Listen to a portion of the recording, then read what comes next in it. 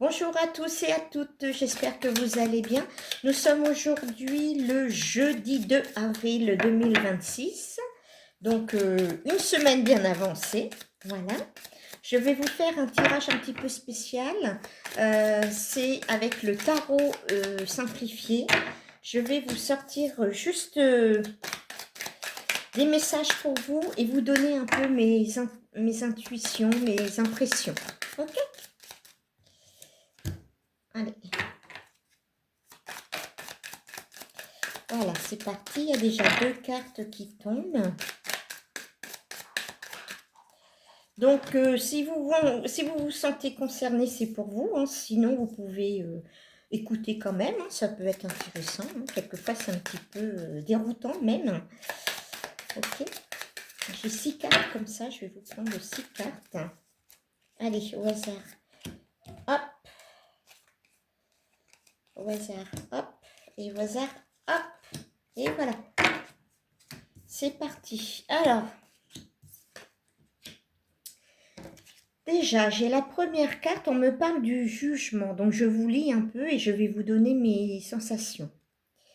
Alors, prise de décision très importante à venir. Prise de décision très importante à venir.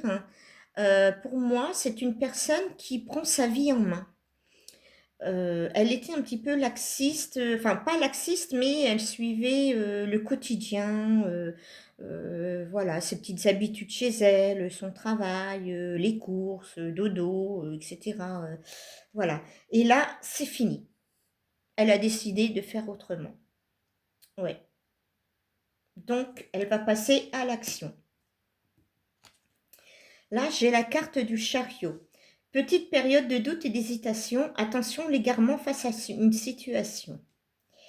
Voilà, donc la petite période de doute et d'hésitation, en fait, je pense que justement, c'est avant la prise de décision très importante. Parce que si elle se laisse aller comme ça et elle ne bouge pas, c'est personne d'autre qui va venir la chercher ou qui va bousculer ses habitudes. Il faut que ça vienne d'elle-même. Donc déjà, il faut qu'elle se rende compte qu'elle ne se sent pas bien, qu'elle loupe certainement beaucoup de choses, des échanges, des sorties. Voyez-vous, c'est quelqu'un qui est quand même... qui aime bien rester chez soi. Alors certes, peut-être elle a un petit jardin, et puis... mais en fait, c'est pas ça. On me parle de sécurité. Elle se sent en sécurité chez elle. Alors le monde extérieur peut-être lui fait peur. Hein. Bon, par contre, on me dit, il y a une période de doute et d'hésitation. C'est parce que c'était le début de, voilà, il faut que je change tout ça, parce que sinon, je vais rester toujours dans mon petit coin. Et ben, vous savez bien, quand on est seul, on est malheureux quelquefois. Ça fait plaisir quelquefois de rester chez soi, oui, parce qu'on a des activités et tout, et de se poser chez soi. Je suis d'accord, ça fait du bien. Mais ça fait du bien aussi d'avoir du contact humain, de la communication, des échanges, des sorties, des promenades ensemble. Alors ensemble, ça peut être entre copines, copains, voyez-vous. Il faut sortir, il faut voir du monde, ça vous égaye un petit peu la tête et surtout tous les questionnements, toute la colère que vous pourriez avoir, les doutes, etc. Tout ça, quand vous êtes détendu, du coup, ça va beaucoup mieux. Voilà, c'est ce qu'on me dit.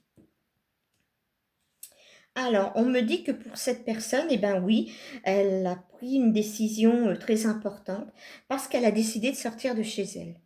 Voilà, tout simplement. Et vous savez quoi? Il y a les amoureux, l'union forte et amoureuse, harmonieuse, oh pardon, excusez-moi, harmonieuse en amour. Voyez-vous? Donc, effectivement, si elle ne sort pas de chez elle, elle ne pourra pas vivre des moments inoubliables. Donc, une union forte qui va arriver. Alors, par contre, cette personne, donc là j'ai la roue de la fortune, maladresse et complications temporaires dans certains projets. C'est-à-dire que comme elle se lance, elle voudrait tout faire. Tout faire. Mais non, on commence quelque chose, on finit.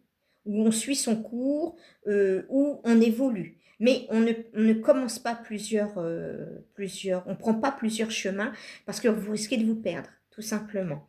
Donc, il y a quelques maladresses, n'est-ce pas? Dans certains projets. Et puis, on me parle aussi de complications temporaires. Oui, parce que quand vous êtes AU et ADIA, vous ne pouvez pas suivre régulièrement ces choses-là. Donc, il faut... Forcément, il y a des complications. Si vous ne suivez pas, il y a un petit grain de sel qui vient se mettre dans le cheminement. Comment je vais faire voilà. Mais bon, ça, c'est rien du tout. Hein. C'est les aléas de la vie. Hein. Voilà.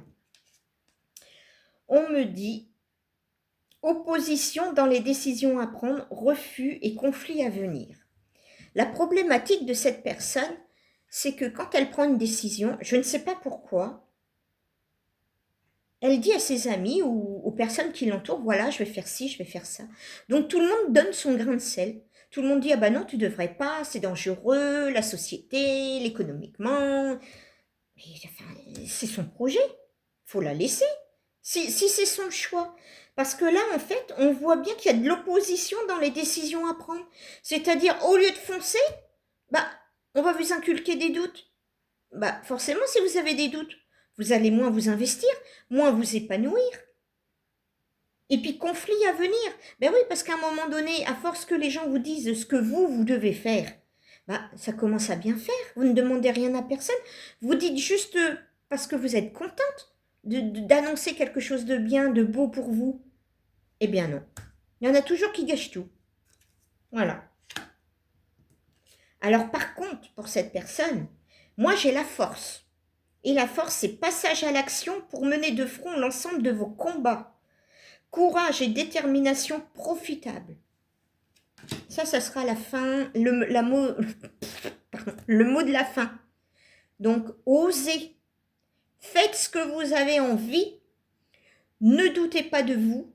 Ayez confiance en vous et n'écoutez pas ceux qui vous entourent. Généralement, ces gens-là, ils sont jaloux. Voilà.